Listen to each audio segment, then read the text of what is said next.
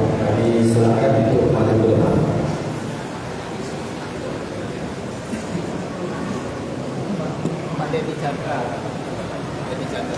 Di mana sih kok? Ya.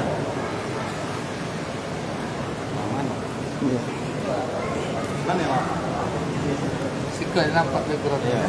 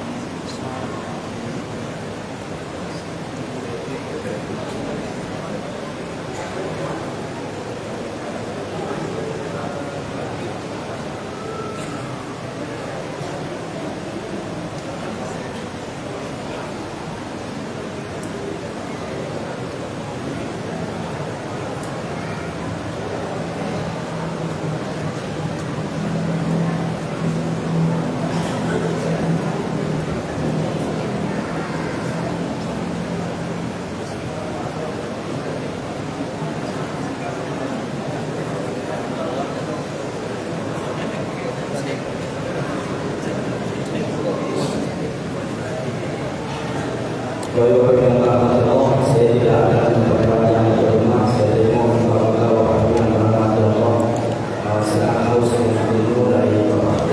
Silakan Bapak. Dibaca aja. Kertas yang pertama, apa hukum bagi pengikut ahli sunnah yang tidak hafal sifat 20? Kemudian kedua, kalau Wahabi Mujassim kafir, lalu bagaimana kita sholat di belakangnya? Kemudian tiga, Islam Nusantara apakah ahli sunnah wal jamaah? Banyak sekali. Yang pertama, kalau ada pengikut ahlus sunnah wal jamaah tidak hafal sifat 20, maka dia wajib menghafal. Mengapa? Karena berarti dia meninggalkan kewajiban, hukumnya dosa. Kalau gak hafal sifat 20, karena wajib itu mengantarkan kita makrifat kepada Allah. Dan penting, orang yang gak ngerti sifat 20 itu kadang-kadang pikirannya tidak ahlus sunnah, tapi tajassim, mujassim. Saya tahun 2019 mengadakan daurah buku Aqidah Ahlus Sunnah tadi. Buku Aqidah Ahlus Sunnah barusan itu, kalau diterangkan, dibaca dari kulit ke kulit, itu selesainya 3 hari 3 malam. Ya seperti waktu sekolah, sebelum zuhur 2 sesi, habis zuhur 2 sesi, malam 1 sesi, 3 hari selesai. Selesai acara, hari terakhir acara dah selesai, ada orang ingin ketemu saya. Dia orang sudah tua, sudah 50 lebih waktu itu. Dia bilang, apa Kiai, saya terima kasih bisa belajar sifat 20. Mengapa? Saya dulu tidak faham tentang Allah. Saya dulu hanya mereka-reka, menyangka-nyangka. Dalam pikiran saya dulu, karena Allah ini maha melihat dan maha tahu, berarti matanya Allah itu banyak sekali dan ada di mana-mana. Mungkin seperti CCTV. Nah, artinya apa? Orang gak ngerti sifat 20 itu bahaya, saudara. Bisa akidahnya tidak jelas ikut kemana. Karenanya wajib belajar sifat 20. Yang kedua, orang Wahabi itu mujassim. Sedangkan mujassim itu kata Imam Syafi'i hukumnya kafir. Bagaimana orang Wahabi yang sekarang? Itu hukum secara umum. Kalau hukum takyin, setiap ada orang Wahabi, kita gak bisa langsung mengkafirkan. Mengapa? Yang pertama, perkataan Imam Syafi'i, orang yang mujassim itu kafir, oleh murid-muridnya ditafsir, dirinci. Kalau tajsimnya itu terang-terangan maka kafir. Kalau tajsimnya tidak terang-terangan maka tidak kafir. Itu yang pertama. Yang kedua, ya orang Wahabi itu ya belum tentu yang terang-terangan, belum tentu yang tidak terang-terangan. Sama-sama tidak jelas.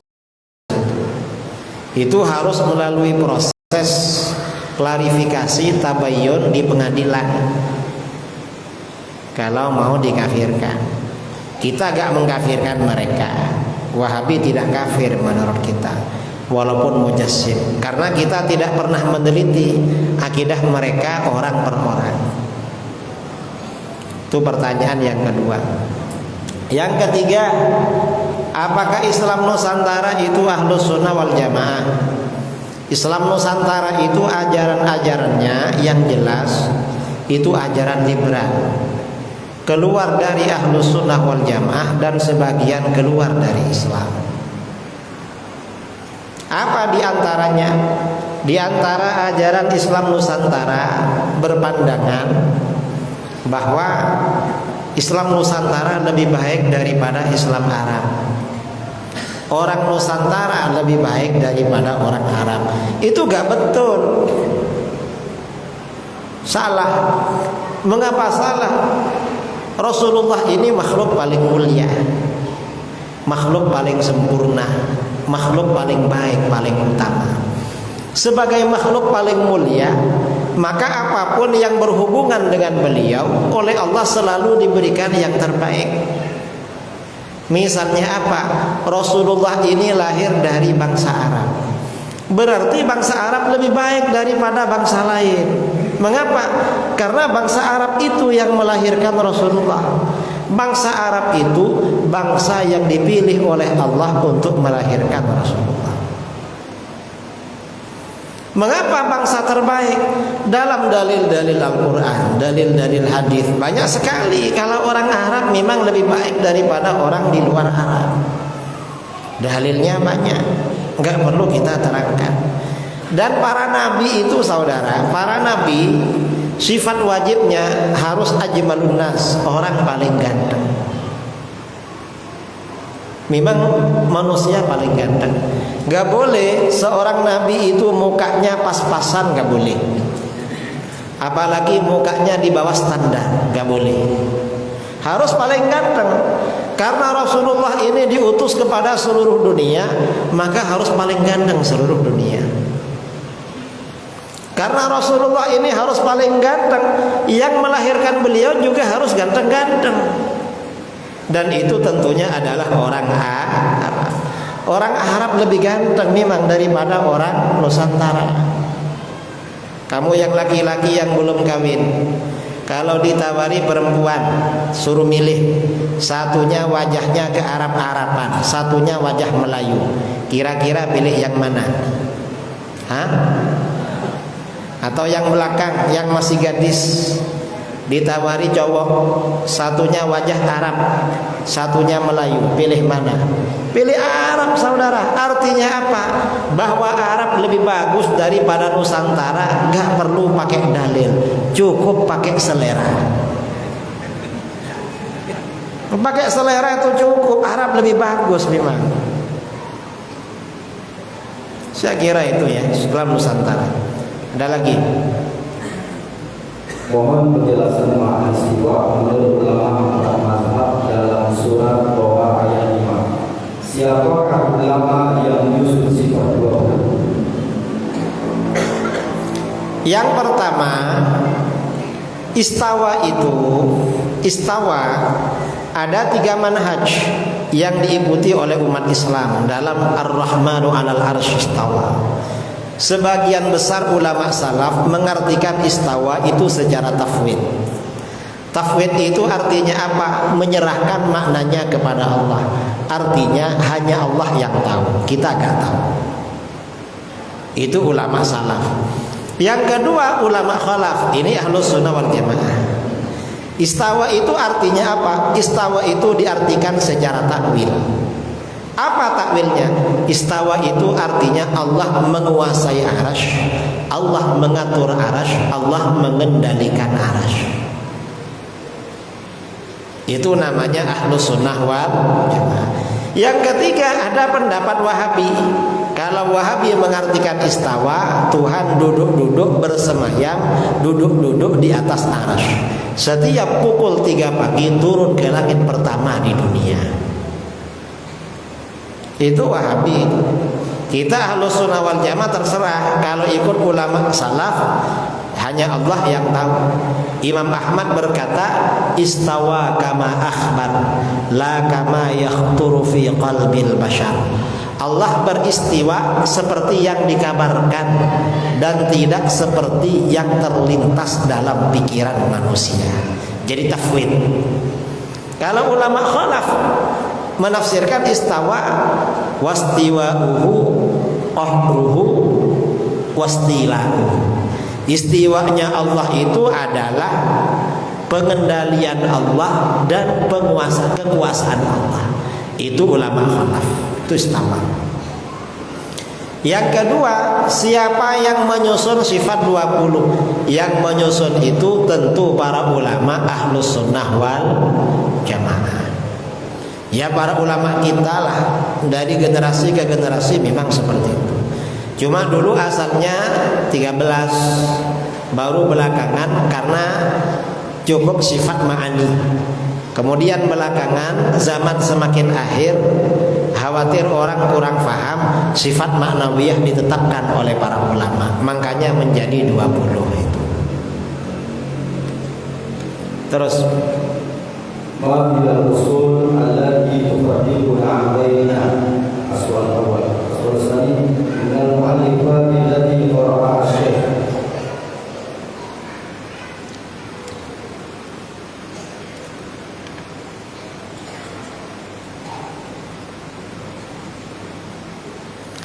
apa pokok-pokok yang membedakan kita Ahlus Sunnah dengan selain Ahlus Sunnah? Pokok-pokoknya yang perbedaan pokok kita. Kalau Ahlus Sunnah wal Jamaah itu konsepnya sifat wajib 20 bagi Allah. Kalau Wahabi konsepnya tauhid dibagi 3. Tauhid rububiyah, tauhid uluhiyah, tauhid asma wa sifat. Tauhid rububiyah dan uluhiyah itu, mengapa Wahabi membuat tauhid rububiyah uluhiyah? Tujuannya untuk mensyirikkan dan mengkafirkan mayoritas umat Islam yang melakukan istighatsah, tawassul dan tabarruk. Jadi tauhid 3 itu tauhid pengkafiran, tauhid radikal. Tauhid asma wa sifat ini lawan dari sifat 20. Dengan tauhid asma wa sifat, Wahabi akhirnya memahami identitas Tuhan itu seperti seorang laki-laki masih muda, ada tangannya, ada kakinya, ada mata, seperti apa namanya ya, kayak manusia begitu, walaupun nggak persis kata Wahabi. Dan tempat tinggalnya bersemayam di arasy, duduk-duduk, tengah malam turun ke langit. Itu hasil tauhid asma wa sifat. Kalau kita sifat 20. Apa? Minal mu'allafat allati qara'ah syekh. Di antara karangan-karangan yang pernah saya baca. Kalau kitab-kitab yang pernah saya baca, saya ini mondok ya. Saya ada di pondok selama 20 tahun. Yang 2 tahun mondok di kampung, umur 10 sampai umur 11, lalu lulus sekolah dasar, pindah ke pondok pesantren Sidogiri selama 18 tahun. Di pondok itu semua mata pelajaran diajarkan. Pondok Sidogiri itu termasuk pondok tertua di Indonesia, karena berdiri sekitar tahun 1745. Didirikan oleh Sayyid Sulaiman bin Abdurrahman Basyaiban. Dan besar pondoknya, ngirim guru-guru tugas kemana-mana sampai ke Aceh. Santrinya sekarang sekitar 12.000 yang putra. Dan yang diajarkan murni kitab kuning.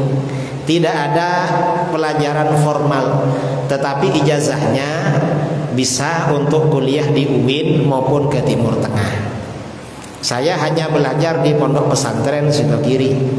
Kalau yang ngaji pada kiai saya, Sahih Bukhari, Sunan Abi Dawud, Jami'us Shaghir, Ihya Ulumuddin, Tafsir Jalalain, Fathul Wahhab, Kitab Iqna, Uqudul Jumat, dan kitab-kitab yang lain. Ya banyaklah. Itu kalau yang ngaji pada guru-guru saya. Kalau kitab-kitab yang saya baca sendiri mungkin ribuan jumlahnya. Karena saya suka kitab, suka baca. Di pondok pesantren Sidogiri itu punya perpustakaan terbesar, jumlahnya ribuan. Rata-rata saya sudah baca. Dan di rumah saya kitabnya juga banyak, rata-rata baca. Hatta kitab-kitabnya Wahabi, fatwanya Syekh bin Bas 30 jilid, saya sudah baca. Kitab-kitabnya Syekh Albani 12 jilid, 5 jilid, yang 10 jilid, yang 2 jilid, yang tipis-tipis, rata-rata juga sudah baca. Kitabnya ulama-ulama Ahlus Sunnah sudah baca semua. Ya dibaca semualah kitab-kitab itu, karena memang suka baca. Jadi itu ya yang cara mengetahui dan menghindari paham Wahabi. Bagaimana hukum memondokkan anak di sekolah Wahabi dan bagaimana hukum gaji gurunya?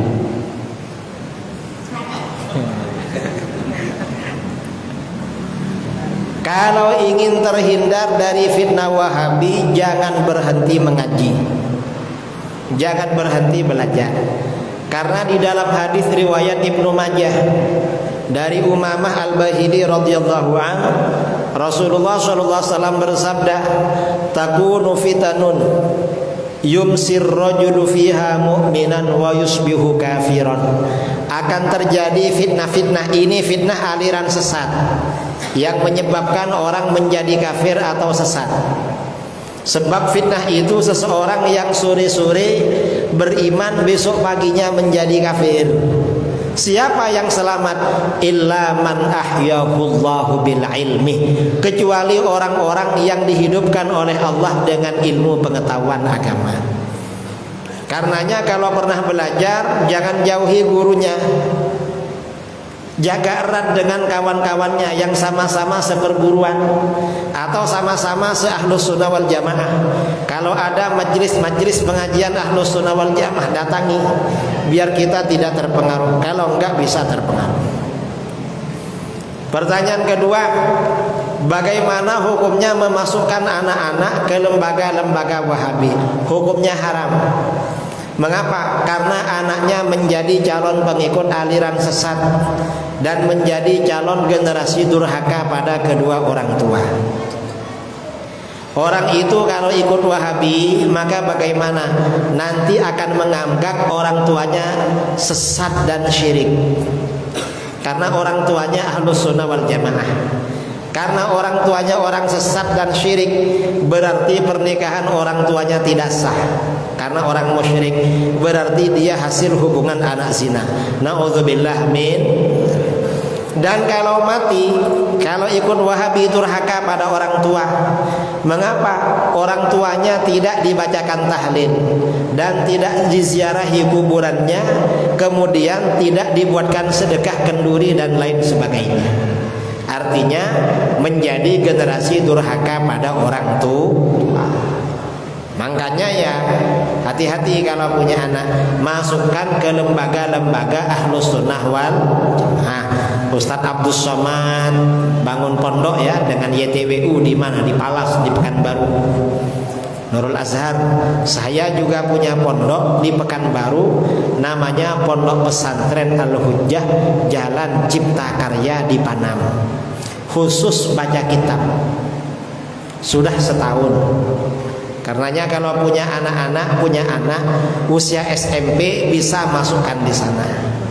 Nanti ijazahnya selevel SMP terus sampai SMA di Pekanbaru, khusus ngajar baca kitab.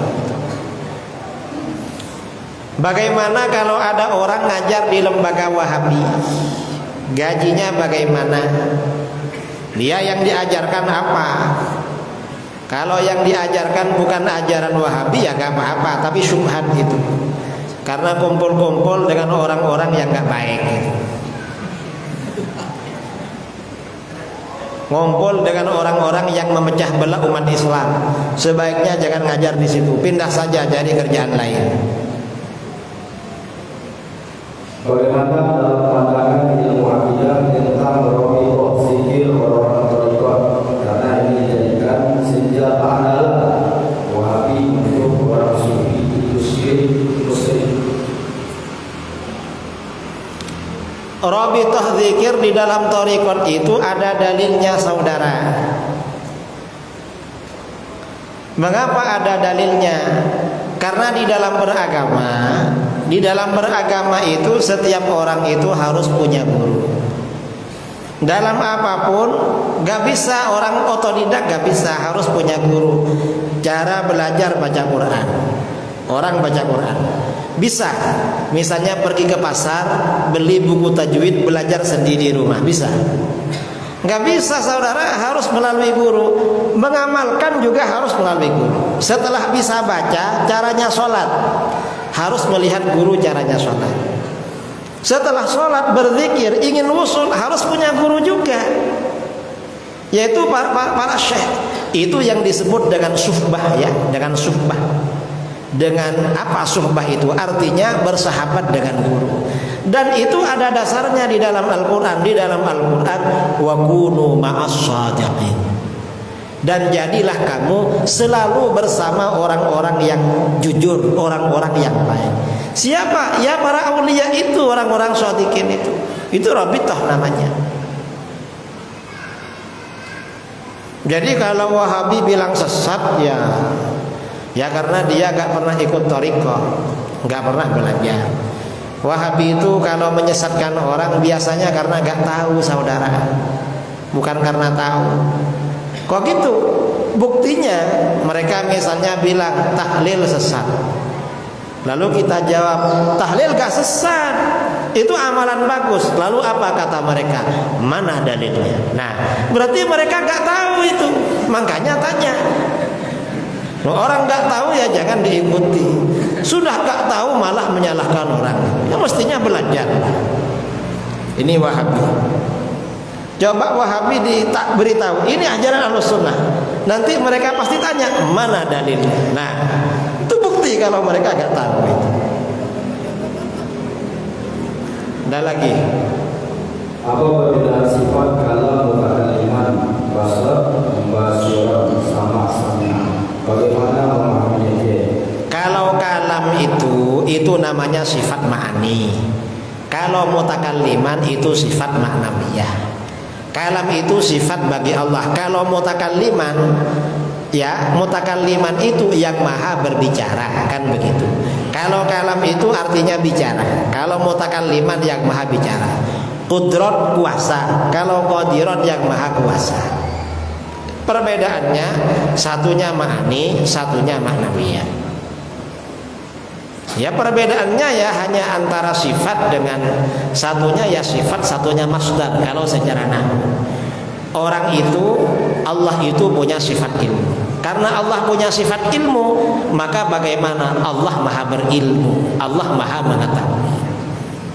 Satunya sifat ma'ani, satunya sifat ma'nawiyah. Itu aja perbedaannya. Ma'ani sifat wajib 20 itu kan ada sifat nafsiyah, sifat wujud, ada sifat salbiyah, kemudian ada sifat ma'ani.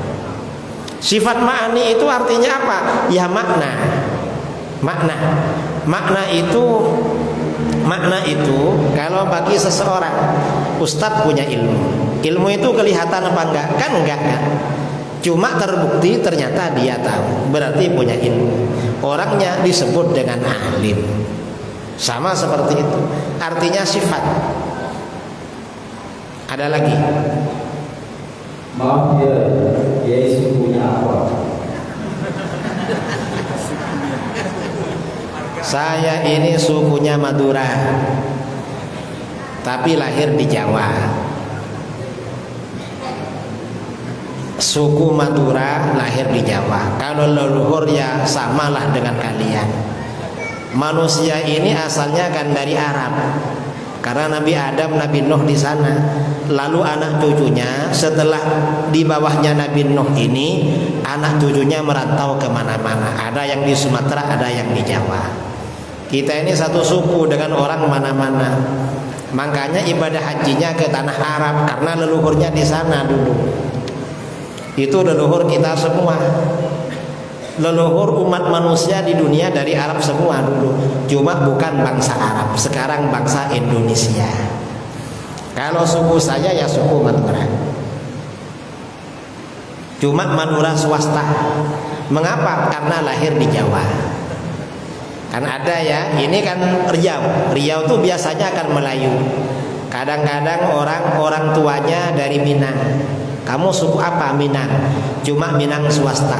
Mengapa? Lahirnya di Riau. Kalau yang lahir di sana itu namanya Minang negeri namanya. Selawatan dengan hadrah di masjid, maka dukhul hal yang tersebut selalu dilakukan oleh majlis para habaib dan para wali mengatakan begini. Bagaimana ini? Kalau mazhab Syafi'i nggak apa-apa itu. Sholawat dengan hadrah di masjid, asalkan hadrahnya hadrah yang lama. Hadrah apa? Kompang ya. Yang bunyinya pepak. Itu kan tidak ada khilaf di kalangan para ulama. Nggak apa-apa kalau itu. Dan itu kan tidak tiap hari kan. Nggak apa-apa. Kalau hadrah yang modern, yang Banjari, yang apa namanya yang sekarang itu? Seperti Habib Syekh atau apa? Yang Marawis. Kalau yang itu banyak ulama yang mengatakan haram, tapi ada yang menghalalkan. Khilaf. Sebaiknya kalau yang itu jangan di masjid, karena banyak yang mengharamkan. Ada lagi. Bagaimana caranya merasakan Allah itu ada dan apa hukumnya ketika kita pemikiran kita melampaui batas tentang Allah? Nah, untuk mengetahui, meyakini bahwa Allah itu ada, berarti harus tahu dalil-dalilnya sifat wujud. Dalilnya sifat wujud ini banyak sekali. Tadi yang saya sampaikan itu kan hanya satu fenomena. Sebenarnya dalil wujudnya Allah itu gak bisa dihitung, saudara. Itu harus dipelajari. Dalil-dalil wujudnya Allah itu bahaya itu. Khawatir goyah keyakinannya tentang wujudnya Allah. Para ulama dulu menetapkan di antara dalil wujudnya Allah adalah fenomena alam, bahwa apapun yang terjadi di dunia ini tidak pernah terlepas dari inayah Allah. Apa inayah itu?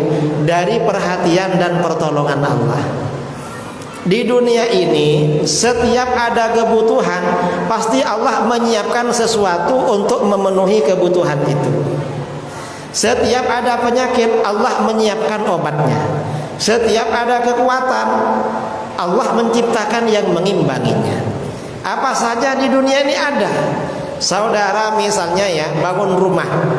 Saudara tinggal mikir, rumahnya mau dibentuk seperti apa, isinya mau apa saja. Itu barang-barangnya ada semua, yang penting uangnya ada. Saudara misalnya butuh minuman. Minuman ini kan tawar kan rasanya. Misalnya ingin manis, Allah menciptakan gula. Ingin pahit, Allah menciptakan kopi. Ingin asam, Allah menciptakan asam. Atau ingin apalah, ternyata setiap kita ini punya keinginan, barangnya itu ada. Siapa yang menyiapkan itu? Kan gak siap sendiri. Ternyata semuanya yang menyiapkan adalah Allah. Itu namanya dalil inayah. Dalil-dalil wujudnya Allah itu gak terbatas, banyak sekali. Karenanya para buya, para asatid ini perlu menanamkan dalil-dalil wujudnya Allah kepada generasi. Mengapa? Sekarang ini orang-orang komunis, orang-orang liberal, orang Nusantara gentayangan di mana-mana. Khawatir anak-anak kita kuliah ke Pekanbaru, kuliah ke Jakarta, ke Jogja, jumpa dengan dosen-dosen yang liberal, komunis, diajak meragu-ragukan wujudnya Allah. Na'udzubillah min dzalik. Itu yang pertama. Yang kedua apa tadi? Kita memikirkan Allah melampaui batas. Kita ini memikirkan Allah melampaui batas, gak boleh. Batasnya ya sifat 20 itu. Dan dilarang memang. Tafakkaru fil khalqi wala tafakkaru fil khaliq, dalam hadis. Renungkan makhluk yang ada ini, jangan merenungkan azatnya Allah. Mengapa? Kalau kalian merenungkan makhluk ini, maka akan mengantarkan kamu pada kesimpulan kemahakuasaan Allah, kebesaran Allah. Kalau kamu merenungkan azat Allah, kamu gak mampu. Makanya para ulama membuat rambu-rambu sifat 20 itu. Tujuannya itu. Ada lagi. Apa maksud dirikan Islam Nusantara? Apa maksud dirikan Islam Nusantara? Tadi sudah dijawab, itu Islam Nusantara. Islam Nusantara yang sekarang beredar itu maksudnya Islam liberal atau moderasi beragama, maksudnya itu. Itu ya agar orang Islam nakal-nakal sedikit-sedikit keluar dari ajaran Islam. Itu Islam Nusantara. Seperti anggapan orang Nusantara lebih baik daripada orang Arab. Gak betul itu. Anggapan-anggapan gak betul. Ada lagi. Bahkan dulu ini ada kebiasaan ketika orang meninggal membaca talqin 7 setiap subuh ketika pintu hari pertama dibunyikan. Izin jelaskan ke dasarnya. Talqin itu ada dalil hadisnya. Hadis riwayat Imam At-Tabrani dari Umamah Al-Bahili radhiyallahu anhu. Sebagian ulama mengatakan sahih, sebagian mengatakan tidak sahih. Tapi kata Ibnu Qayyim al-Jauziyah dalam kitab Ar-Ruh, umat Islam di barat dan di timur sepakat mengamalkan talqin. Jadi talqin itu memang dianjurkan, itu ijma umat Islam di mana-mana. Jadi 4 mazhab ini menganjurkan talqin, saudara. Ya seperti yang ada di Majmu' Syarif, Majmu' Latif, karena ada surat Yasin itu. Di belakang ada talqinnya. Ya seperti itu. Cuma biasanya talqin itu dibaca setelah pemakaman. Ketika akan menghadapi pertanyaan dari malaikat mungkar nakir. Biasanya bacanya 1 kali. Ada kejadian di Kalimantan Selatan. Karena orang-orang Muhammadiyah dan orang Wahabi di Alabiyo melarang talqin. Akhirnya orang Ahlus Sunnah di Amuntai mentalqin orang mati 3 kali. Mengapa? Karena dilarang, akhirnya ditambah 3 kali. Setiap ada orang mati yang mentalqin 3 ulama biasanya. Kalau di sini berapa kali? 7 hari ya. Wah, tambah mantap itu. Tapi kalau hari kedua mungkin dah selesai pertanyaannya itu. Kan pertanyaannya hari pertama itu. Tapi gak apa-apalah, itu untuk mentalqin yang hidup juga sebenarnya. Talqin itu kan mengingatkan kita yang hidup.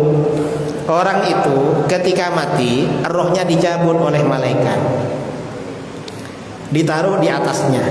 Siapa saja yang datang kepada jenazahnya, roh ini melihat. Begitu diantarkan ke kuburan, ada di atasnya. Begitu masuk ke dalam kuburan, ditutup rata dengan tanah, roh ini masuk lagi dan sadar seperti begini ini. Cuma kata para ulama, yang hidup itu dari perut ke atas, lalu duduk berhadapan dengan malaikat. Perut ke bawah tidak bisa bergerak. Mengapa? Mungkin takut lari. Sadar begini ini, makanya mendengar suara-suara yang di luar. Ketika diberi caranya jawaban, mendengar dia. Makanya ada talqin itu. Terus apa beda sifat Allah dengan zat Allah? Jadi yang pertama, yang kedua, Allah itu apakah Allah itu nama atau ucapan? Kalau nama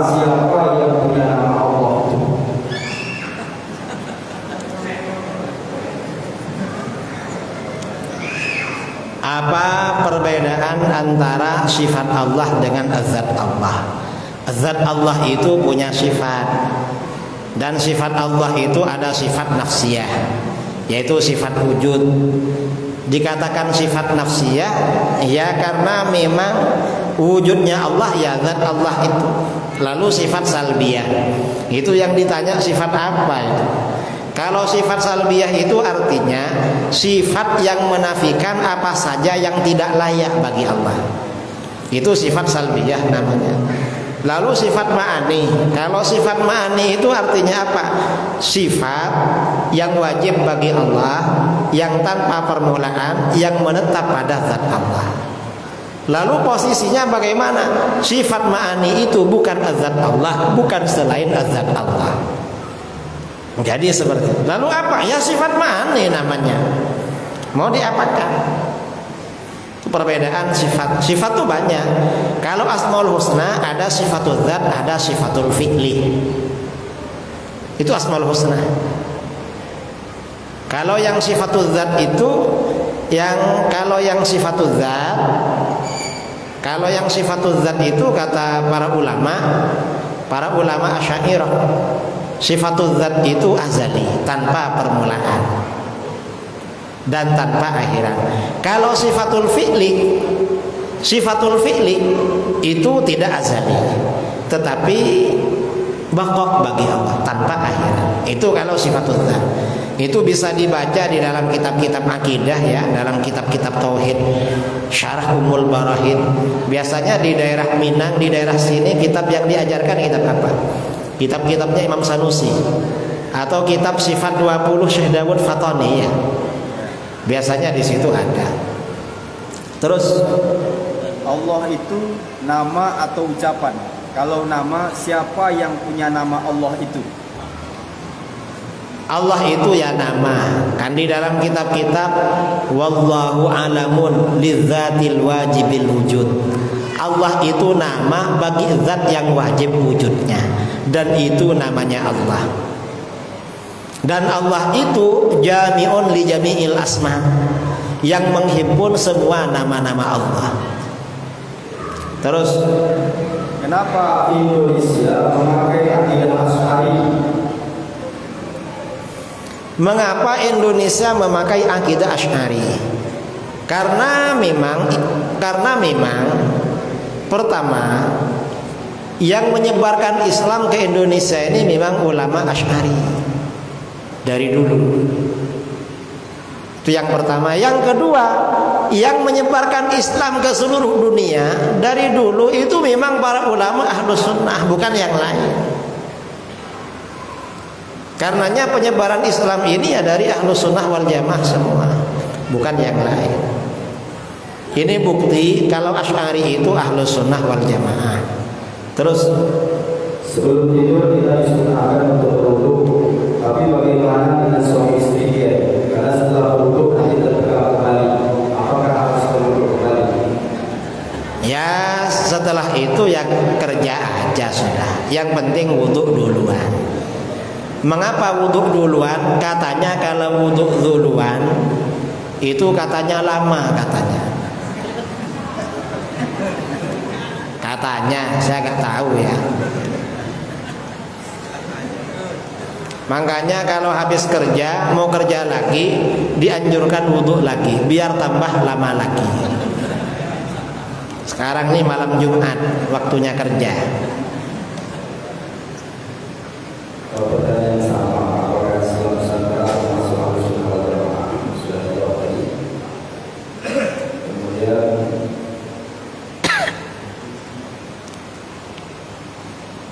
tentang hukum memajang foto di dinding rumah menurut Aswaja, lalu hukum mengoleksi boneka dan memajangnya di lemari maupun di tempat tidur.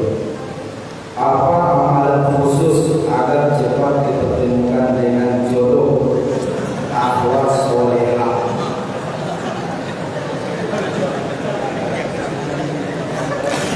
Memajang foto di dinding. Kalau foto di dinding itu fotonya para ulama, asalkan bukan lukisan tapi foto, itu dianjurkan untuk masa sekarang. Mengapa? Untuk menanamkan rasa cinta dan haibah kepada para ulama. Itu fatwanya Syekh Nawawi Al-Bantani dalam kitabnya Nurul Dhalam Syarah Aqidatul Awam. Memajang foto para ulama, termasuk fotonya presiden, wakil presiden, ada di kantor-kantor. Mengapa? Menanamkan kewibawaan pemerintah kepada rakyatnya. Karena kalau pemerintah ini gak wibawa pada rakyatnya bahaya, harus wibawa. Itu foto. Kalau yang dipajang itu fotonya sendiri gak apa-apa, asalkan bukan lukisan, asalkan fotonya sopan ya. Kalau fotonya sopan, gak sopan, misalnya buka aurat, itu gak boleh. Kalau ada di dinding kelihatan orang, kalau di dinding pribadi gak apa-apa. Kalau fotonya artis, kadang-kadang di dinding itu kan fotonya artis, gak boleh itu. Mengapa? Karena artis itu orang-orang fasik, orang-orang pelaku maksiat, akan menanamkan rasa cinta kepada para pelaku maksiat. Gak boleh itu. Lihat fotonya. Itu pertanyaan yang pertama. Yang kedua, apa amalannya agar cepat dapat jodoh yang solihah? Oh, ini berarti yang laki-laki yang minta ya. Hah? Apa laki-laki apa yang perempuan? Ini banyak, ada yang menganjurkan baca doanya Nabi Musa, Rabbi inni lima anzalta ilayya min khairin fakir. Setiap hari 136 kali. Ada baca itu. Ada lagi ijazah dari sebagian kiai ya, untuk laki-laki dan perempuan biar segera ketemu jodoh. Bacanya tiap malam.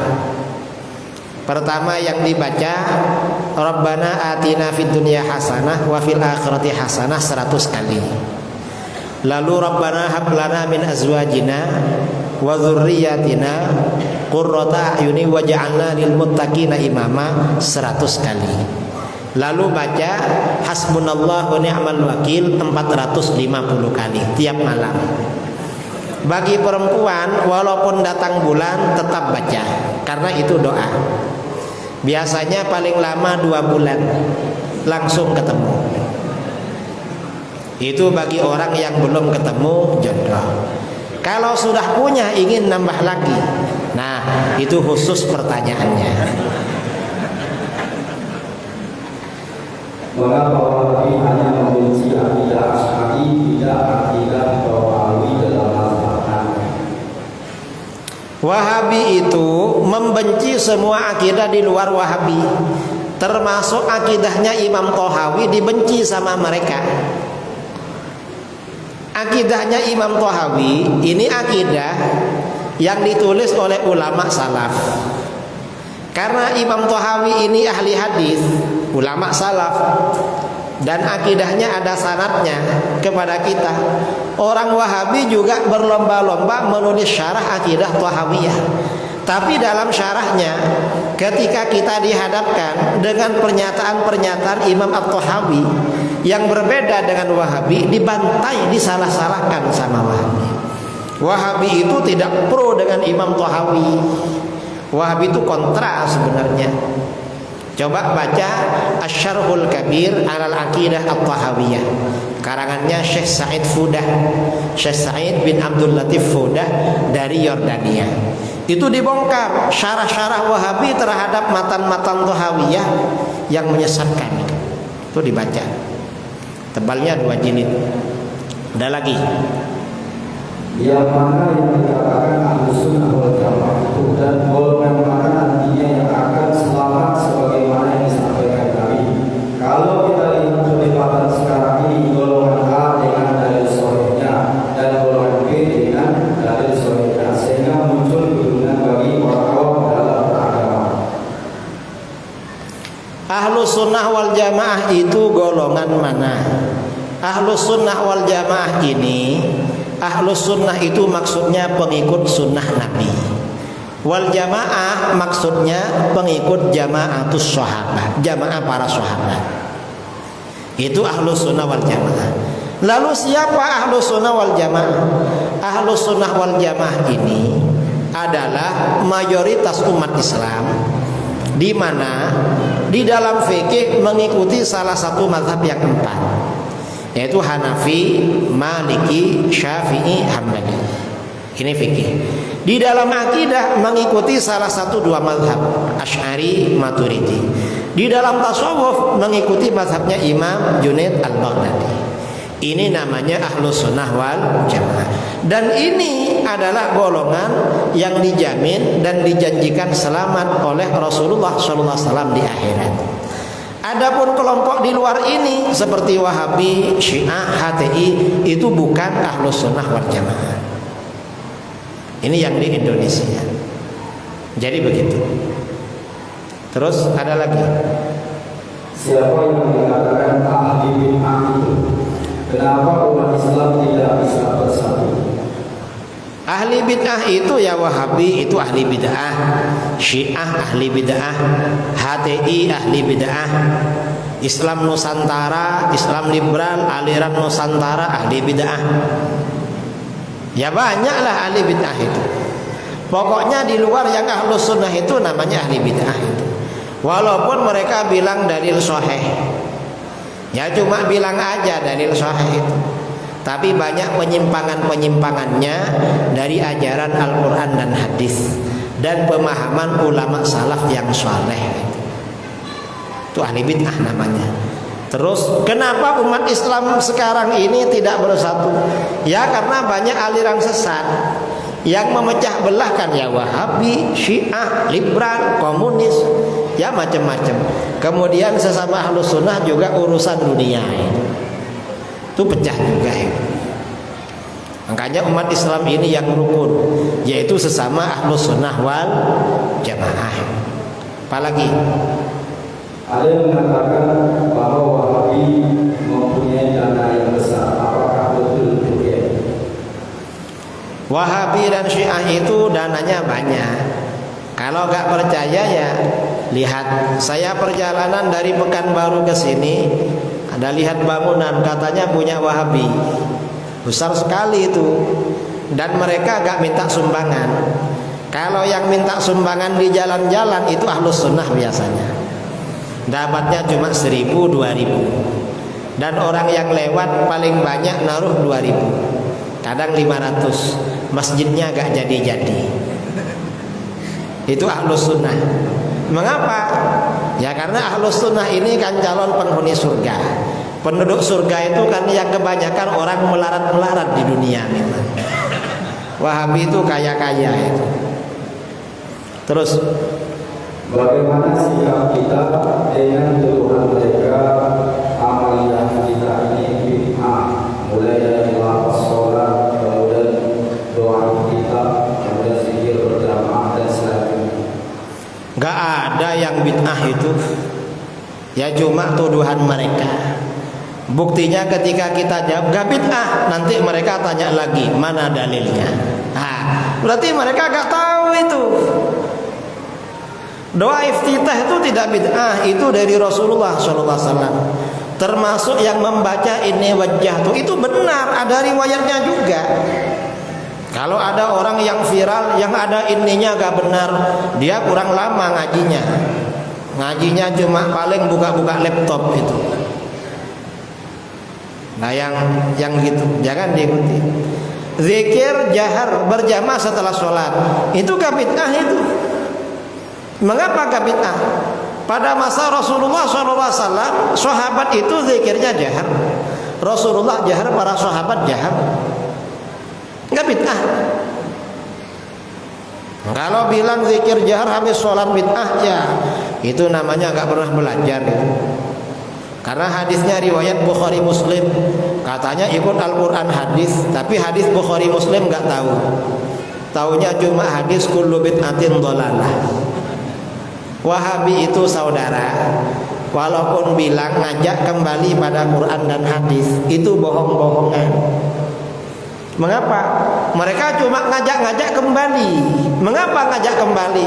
Karena mereka tidak ada di dalam Al-Quran hadis, makanya ngajak kembali dan gak pernah sampai. Mengapa gak pernah sampai? Mereka gak tahu jalannya. Saya ini pernah jumpa dengan Wahabi, debat di forum. Dia bilang ikut hadis. Ternyata hadisnya cuma satu, hadis kullu bid'atin dhalalah. Saya bilang, katanya kamu ikut hadis, hadisnya kok cuma satu. Berarti kamu bukan pengikut ahli hadis. Dia ngakunya pengikut ahli hadis. Wah, hadisnya cuma satu, diam. Berarti kamu bukan pengikut ahli hadis. Pengikut siapa? Kamu pengikut ahli hadas. Dan itu hadas akbar. Itu Wahabi. Dan mereka diam saudara, dibilang begitu karena betul itu hadas akbar mereka. Ada lagi. Wahabi mengatakan bahwa zikir istighfar Allah itu bid'ah. Apa benar itu dia?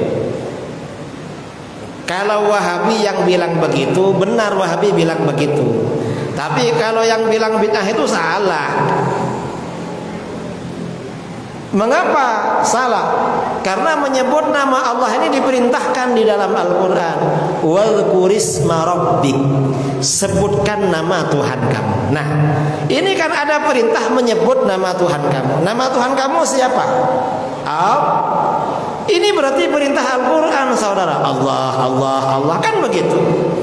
Dan di dalam hadis, tanda-tandanya kiamat, la taqumus saah hatta la yakuna fil ardi may yaqul Allah Allah. Tidak akan terjadi kiamat sehingga di muka bumi gak ada orang yang berkata Allah Allah Allah. Nah, Wahabi ini tandanya kiamat. Makanya orang menyebut Allah Allah dilarang. Nanti kalau gak ada orang menyebut Allah Allah itu kiamat saudara. Karenanya Wahabi ini bagian tanda kiamat. Dan ustadz akhir zaman biasanya ustadz Wahabi. Ada ustadz akhir zaman di sini? Tidak ada ya. Karena kita ini bukan ustadz akhir zaman, tetapi memang generasi akhir zaman. Tetapi ahlus sunnah wal jamaah. Ada lagi. Bagaimana tanggapan Kiai bahwa Wahabi mengatakan Abu Jahal Abu Lahab lebih bertauhid dari umat Islam? Itu bukti kalau Wahabi itu bodoh. Yang mengatakan Abu Jahal dan Abu Lahab lebih bertauhid daripada umat Islam. Wahabi ini beranggapan Abu Jahal, Abu Lahab dan orang musyrik bertauhid rububiyah. Padahal Al-Quran mengatakan mereka tidak bertauhid rububiyah. Mengapa? Di antara rububiyah Allah itu kekuasaan Allah membangkitkan manusia dari alam kubur. Orang musyrik gak percaya. Mayyuhyil idhama wa hiya ramim. Kata orang-orang musyrik Abu Jahal, Abu Lahab dan kawan-kawan, mereka mengambil tulang belulangnya orang yang sudah mati, lalu dihancurkan dengan tangannya, berkata kepada Rasulullah Muhammad, ini tulang-tulangnya dah hancur. Apa bisa Allah menghidupkan lagi? Siapa yang bisa menghidupkan lagi ini? Akhirnya apa? Al-Quran menjawab, qul yuhyihalladzi anshaha awwala marrah. Katakan Muhammad, yang akan menghidupkan dari alam kubur tulang-tulang yang sudah hancur itu, ya Tuhan yang menciptakan pertama kali. Orang musyrik gak beriman pada itu. Makanya gak betul kalau orang musyrik dikatakan bertauhid rububiyah. Nah, itu pernyataan Wahabi. Kalau Abu Jahal dan Abu Lahab lebih bertauhid daripada umat Islam yang bertawassul, itu menjadi bukti bahwa tauhid rububiyah dan uluhiyahnya Wahabi itu diambil sumbernya dari Abu Jahal dan Abu Lahab. Memang Abu Jahal dan Abu Lahab itu sumber akidahnya Wahabi saudara. Tauhid rububiyah uluhiyah itu dari Abu Jahal dan Abu Lahab. Tauhid asma wa sifat itu dari Yahudi sumbernya. Maksudnya cara pemahamannya dari Yahudi. Ada lagi. Apakah semua aliran thariqat mereka melakukan suluk dalam artian 10 hari, 40 hari? Apakah semua thariqat atau Syadziliyah dan yang lain-lain? Atau hanya Nasrani saja? Setahu saya semua thariqat memang ada suluknya. Yang diistilahkan suluk itu khalwat, melakukan khalwat dengan dibimbing oleh gurunya itu. Cuma sebagian orang melakukan, sebagian enggak. Saya ini ikut tarekat Syadziliyah tapi enggak pernah khalwat, karena jarang mengamalkan, karena capek kemana-mana itu. Nanti kalau enggak kemana-mana diamankan lagi itu. Karena tarekat seperti itu memang ada suluknya. Mengapa? Untuk membersihkan hati. Kan di dalam hadis itu dikatakan ihwal ihsan an ta'budallaha ka'annaka tarah fa in lam takun tarah fa innahu yarak. Kamu beribadah kepada Allah seakan-akan kamu melihat Allah. Kalau enggak, maka kamu beribadah seakan-akan Allah melihat kamu. Artinya apa? Kalau kita sholat, mulai dari takbir sampai salam, yang diingat hanya merenungkan makna yang kita baca. Nah, orang itu bisa mencapai seperti itu harus suluk saudara, harus khalwat dengan bimbingan seorang syekh. Kalau enggak bisa memang. Derajat ihsan enggak bisa dicapai kalau enggak gitu. Kita ini sering lah, kita ini kunci enggak ketemu, begitu Allahu Akbar langsung ingat tempatnya. Makanya ada orang kehilangan kunci, tanya sama Imam Abu Hanifah, guru gimana caranya ingin tahu kunci yang saya lupa tempatnya? Kamu sholat yang khusyuk nanti tahu. Begitu sholat dengan khusyuk langsung ingat saudara, tadi taruh sana. Karena kebiasaan memang. Itu tujuannya suluk seperti itu. Ada lagi. Di mana pusat pengkaderan Wahabi di dunia dan di Indonesia? Kalau di Indonesia ya pusatnya di mana-mana, dan yang besar di Pekanbaru di Riau itu. Kalau di dunia ya di Saudi pusatnya Wahabi. Di Jakarta hampir di mana-mana sekarang. Ya mungkin di daerah Rokan Hulu ini sudah ada lembaga-lembaga Wahabi.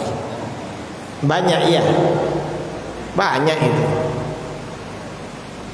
Terus apakah perkataan Imam Syafi'i yang langsung mengatakan Allah ada tanpa tempat?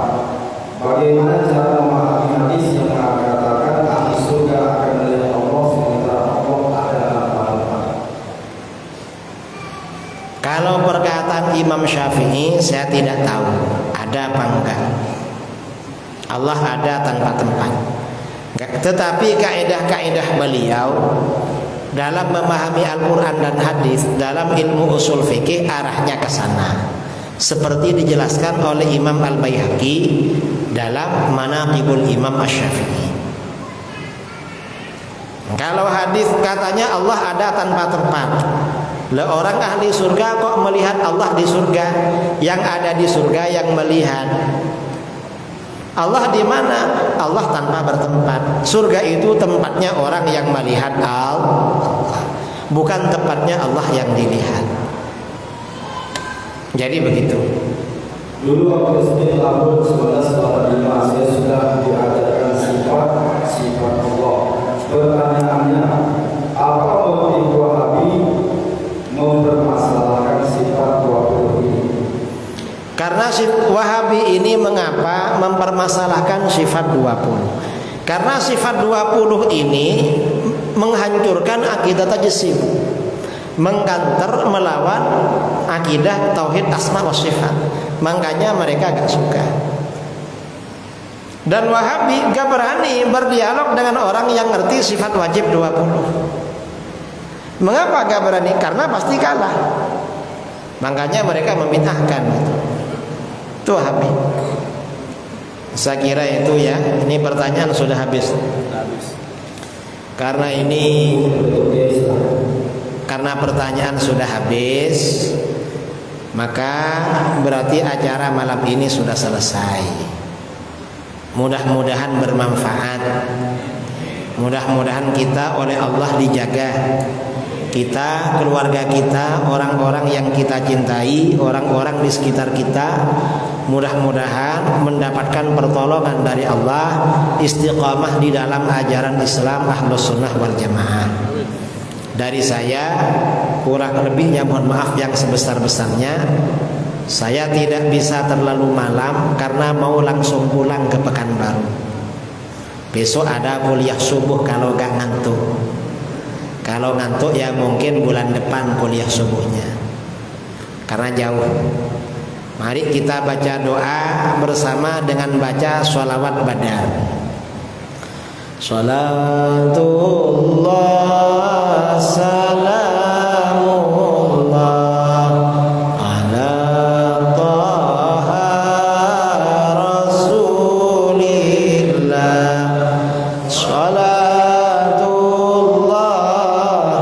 salamullah ala yasin habibillah. Tawassalna bismillah wa bil hadi rasulillah wa kulli mujahidin lillah bi ahlil badri ya Allah. Salatullah salamullah ala taha rasulillah. Salatullah salamullah ala yasin habibillah. Ilahi salimil ummah minal afati wan niqmah wa min hammi wa min ghummah bi ahlil badri ya Allah. Salatullah salamullah ala taha rasulillah. Salatullah salamullah